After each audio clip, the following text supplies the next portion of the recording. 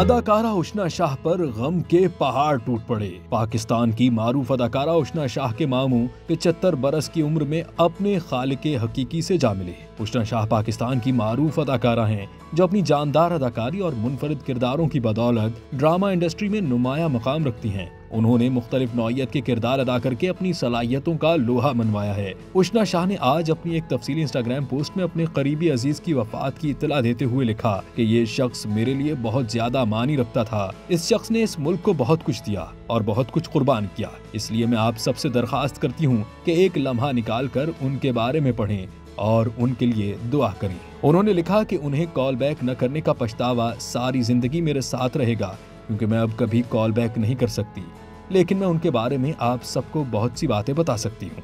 उशना शाह ने लिखा कि रिटायर्ड कर्नल काजी जाहिदुल्ला खान उन सबसे काबिल जिक्र इंसानों में से एक थे जिन्हें मैं जानती हूँ।